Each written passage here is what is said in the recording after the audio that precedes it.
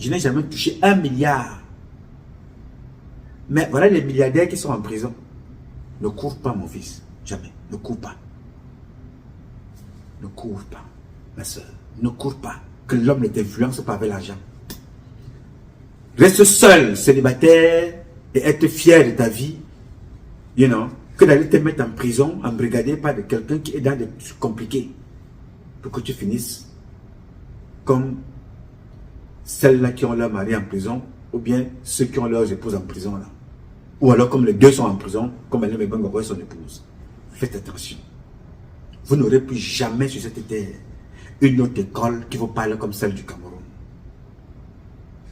Voilà 2 parents à qui Dieu a tout donné.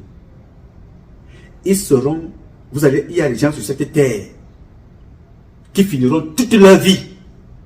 Ils ne seront jamais chefs de classe, chef d'un quartier, chef de groupe, chef d'équipe. Ils ne seront même pas capables de parler à un homme dans une même maison. Ils ne seront jamais capables de parler à une femme dans une même maison. Parce qu'ils n'auront pas l'occasion. Ils sont nés célibataires, ils finiront célibataires, femmes comme hommes. Mais les 2 hommes qui sont à la présidence là, Dieu leur a donné le pouvoir. Pas seulement sur le Cameroun, le monde. Parce que les 2 personnes que vous voyez là parlent au nom du Cameroun jusqu'en Chine, aux États-Unis, partout. Ils ont le pouvoir. Regardez leur vie. Tu crois que moi j'envie ces gens-là? Tu crois que je peux m'asseoir ici? Je dis que j'envie Paul Biya ou bien j'envie son épouse. Non, je ne peux pas les envier. Ce sont mes parents. Je ne vais jamais les renier. Jamais de toute ma vie. Mais en tant que président, je n'ai absolument rien à cirer. Rien. Je suis un homme qui est heureux plus que Paul Biya et son épouse. Ils ne m'atteignent pas là. Président, dans leur fonction là, ils ne m'atteignent pas ici. Spirituellement parlant, ils sont petits. Oui, spirituellement parlant, eux et moi, nous n'avons pas la même place devant Dieu et devant les ancêtres. Mais socialement parlant, ils ont le pouvoir, ils sont les présidents. You know? Traditionnellement parlant, ce sont mes parents dont j'ai la limite. Yes, sir. Alors faites attention. L'environnement vous parle. Bien. Je reviendrai sur ce cas-là prochainement avec vous. Je vais vous parler de l'huile de palme, du sang, et comment certains pactes se tissent parfois, et ne jamais confondre quand vous allez faire les libations au village. Ne jamais associer les trucs traditionnels de chez nous avec les religions. C'est 2 choses bien différentes. Je vais t'expliquer ça très bien avec tes livres religieux là. Je vais te parler de ça tranquillement. J'en ai déjà parlé avec les gens, ceux qui nous sommes dans un groupe avec moi. J'en ai déjà parlé avec eux. Donc, on en a suffisamment parlé pour vous dire ce que vous représentez, ce que vous êtes dans les milieux spirituels.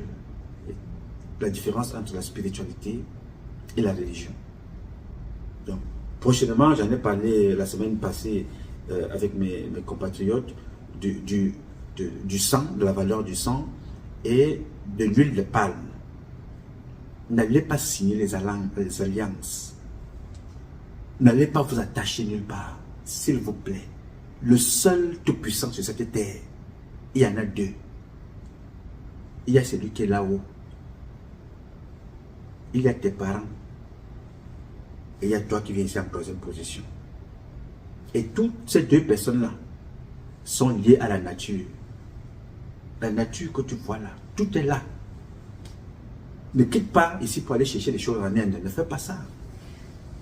Les esprits qui sont là-bas en Inde, tu ne les connais pas. Donc ne va pas chercher les esprits maléfiques. Tu les amènes chez toi à la maison, qui retrouvent déjà les esprits traditionnels qui sont là, qui ne les reconnaissent pas. Et c'est toi qui partiras. Parce que l'esprit que tu as ramené là va retourner. Et c'est toi qui vas mourir. La nature t'a tout donné. Ne va pas chercher ailleurs, mon petit, ce que tu as à la maison, ce que tu as dans ta maison. Le corps que tu vois là, c'est une maison, c'est une cathédrale, c'est une mosquée, c'est une synagogue, c'est un palais de justice, c'est un palais royal, c'est une présidence. Le corps que tu portes là, il n'y a rien qui représente ton corps sur cette terre. Il est unique. Yes. On en reparlera. Bref. Alors ce matin, très rapidement, en quelques moins de 10 minutes, je voudrais vous parler d'une femme. Cette femme-là, c'est l'une des femmes extravagantes dans son style. Très élégante, hein? la femme que vous voyez là, on l'appelle vulgairement Mami Nyanga. Elle est élue de la République. Avant d'être une femme politique, elle est d'abord une femme d'affaires très riche à ce niveau. Elle a des moyens, elle ne peut pas mourir de famine. Elle aide beaucoup. Elle écrit des livres. Ses livres sont instructifs. Elle sensibilise les jeunes filles, et les jeunes garçons, les hommes d'affaires. Elle n'a pas sa langue dans la poche. Très respectueuse. Elle parle là-bas au Parlement. Elle dit des choses intéressantes. Elle décrit ce qui ne va pas. Elle encourage ce qui va. Est-ce qu'elle est parfaite? Non. Mais ce n'est pas de sa vie que je vais vous parler ici. Elle s'appelle Mami Nyanga. Alors cette femme-là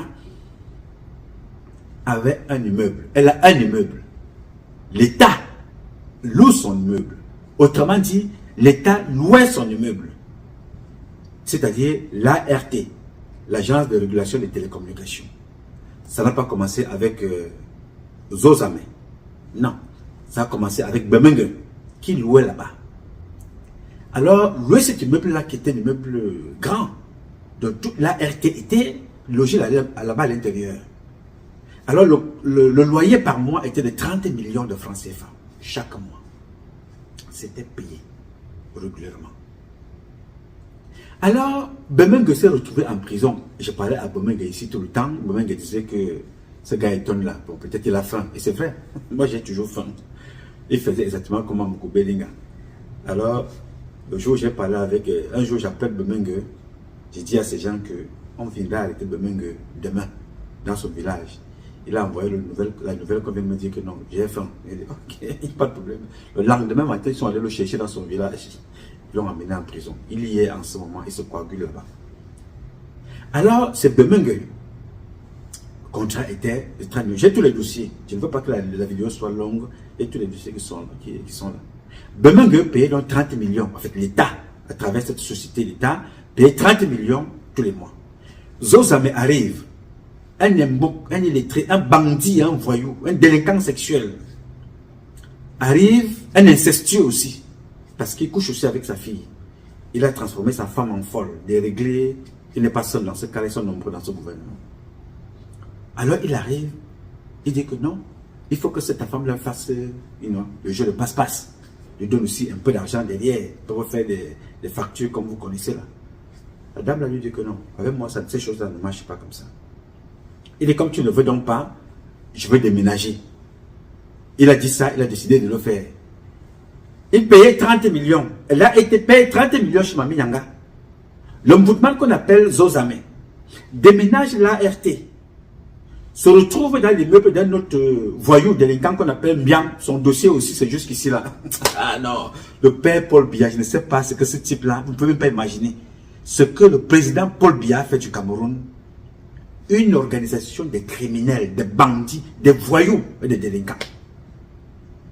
Bemenge payait 30 millions de loyer par mois. Zozame arrive maintenant, il n'est pas d'accord avec cette dame, il quitte l'immeuble de Mami Nyanga, il va se localiser chez Mbiem. Et vous savez combien il paye là-bas? Presque le double. Exactement 58 millions par mois.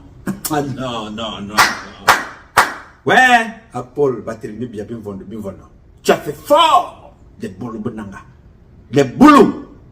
Je n'ai jamais vu des cancres aussi nuls comme mes parents boulot. Du pouvoir, je dis. Parce qu'il y a des boulots pauvres en vos mécas, il y a des étonnes pauvres à Obala. Parce qu'avoir des étonnes comme les Eyeba ici, vraiment ça ne sert à rien. Les bandons soumettent une association des bandits. Les boulots du pouvoir, c'est une honte pour les petits benanga. On va traiter votre problème après. 58 millions par mois. Il laisse 30 millions pour aller payer 58 millions de francs par mois. Alors, là où ça devient intéressant, c'est que le monsieur en question, déjà pour rejoindre l'immeuble de Mbiam, pour refaire l'immeuble et l'adapter, ils ont payé 800 millions. Combien de vies auraient pu vivre avec 800 millions?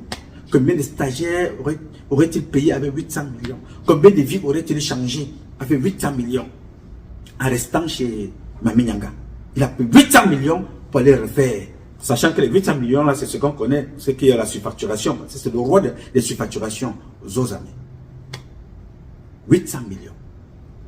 Mais ce qui est grave, très grave, c'est que quand il quitte l'immeuble, le mauvais cœur, je vais parler de la méchanceté, non?